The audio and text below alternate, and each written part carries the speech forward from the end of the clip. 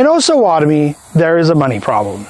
If you go to city council meetings and listen to the spending reports, and if you were listening to all that was going on with raising the property taxes and passing the budget for Osawatomie, there are lots of big numbers thrown around and lots of justifications from our governing officials saying that there's just no way around it. We need to spend these copious amounts of money on a new water plant and all manner of other projects and expenses, and the only way to pay for it is to increase property taxes. Sure, it sucks, but there's nothing that can be done, right? Well, no, not right.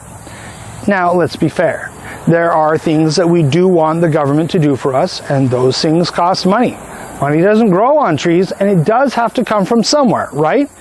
This might seem to give credence to the idea that the people just need to be taxed harder, but let's be honest. This is a progressive big government solution, the kind that sees the people as a resource of the government, not as who the government is meant to serve. I say this because taxing the people harder is not the only solution there is. First, the government can look at where there can be cuts made and then make those cuts. In a struggling town like Osawatomie, with about 40% of the population at or below the poverty line, anything that isn't an essential function of the government should be considered to be on the table for cutting. Second, and most importantly, the government can actually increase revenues by helping to grow the amount of taxes brought in by businesses in town. Look, the simple fact of the matter is that all businesses pay taxes, and you're never going to see a world where that isn't true. So let's just accept that as a fact of life. Now, there are two ways that the government can increase tax revenues through business, either by bringing in big business that will be pulling in big dollars and therefore paying big tax numbers, or by growing the small business community and taking in smaller numbers of dollars per business, but from more businesses. You can't quite do both because big businesses have a nasty habit of squashing small businesses. Look, it's just a thing that's true. When a small town like Osawatomie goes the big business route, like our current city manager is pursuing with the support of our current mayor and city council, it can certainly bring in more tax dollars, but that doesn't necessarily mean more prosperity for the town, because the ones who really benefit the most are the city government and those who are highly connected, as well as the big company itself. The people of the town don't really get all that much benefit at all. Before living in Osawatomie, I was living in KCK for 4 years in a ghetto townhouse complex riddled with drugs, violence, and all sorts of crime. During that time, the city government was proud to announce the building of 2 massive Amazon fulfillment centers, as well as another large complex of industrial buildings that would bring in big businesses and thousands of jobs. Well, aside from the fact that most of those new industrial buildings built right around the corner from where I was living sat mostly empty because there wasn't anybody actually asking for or looking to put a business there to begin with, the jobs that were created did not actually bring the impoverished residents in KCK out of poverty, because the jobs that were actually created only really paid just enough for people to survive at the same level they were already surviving at, with little, if any, real potential for upward mobility. I saw it myself during the year and a half that I drove Uber in Kansas City, as person after person who I picked up from any of those places was dropped off to one of those crappy complexes, still stuck in poverty. I even picked up my own next-door neighbor one night, and I know very well that she wasn't leaving that place anytime soon while I was living there. Not to mention that as AI and robotics keep advancing, what jobs do you think are most likely to be replaced first? Yes, small business is a bulwark against that, too.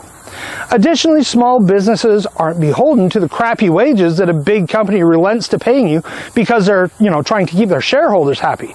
Small businesses don't limit your pay on anything other than the level of success that you can attain as a small business owner through your own hard work, ingenuity, and focus on serving your customers.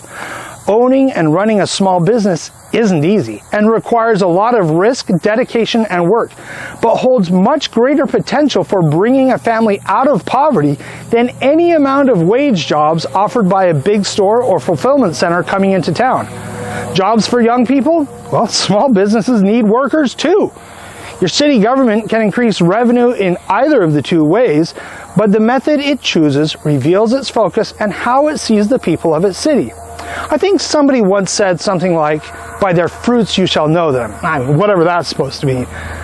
But I was once told absolutely everything has already been tried to grow the small business community and nothing has worked.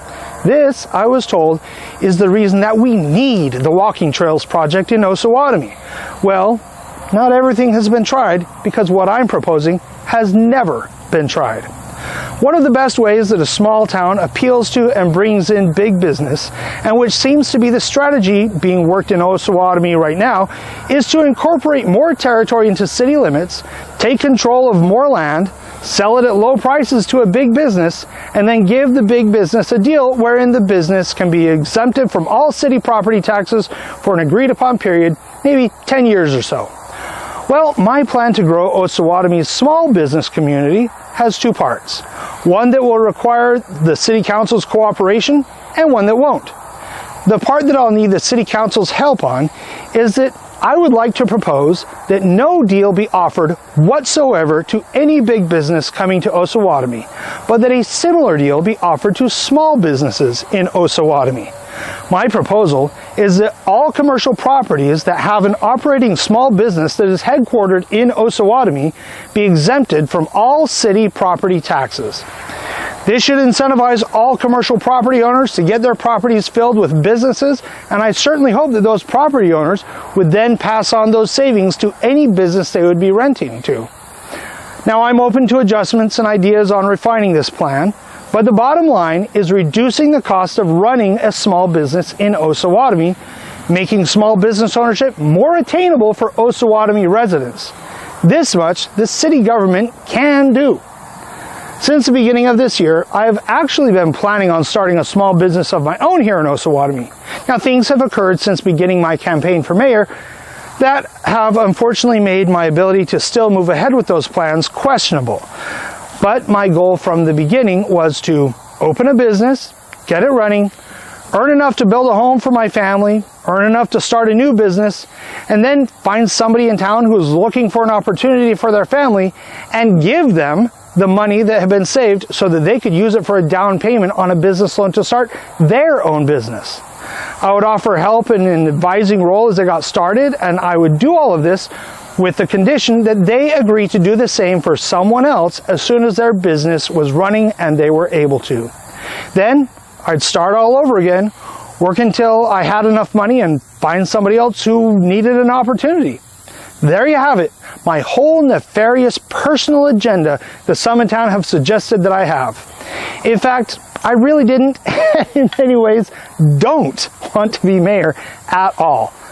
I have my own personal goals and other things that I'm trying to accomplish for my family, and being mayor kind of gets in the way of all of those things. The single thing that pushed me over the edge and sealed the deal for me to run this crazy write-in campaign was the realization that as mayor, I could do the same thing I wanted to do with my business, only quicker.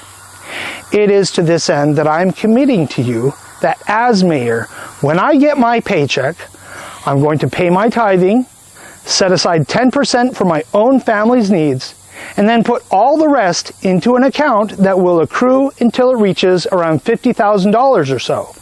When it reaches a sufficient amount for a business loan down payment, I will ask the Chamber of Commerce to begin accepting business plan submissions and to choose one family to be determined free of any personal bias or preference based on financial inability to start a business on their own, coupled with a solid business plan, to be given that down payment to be paid directly to the bank when the business loan is granted.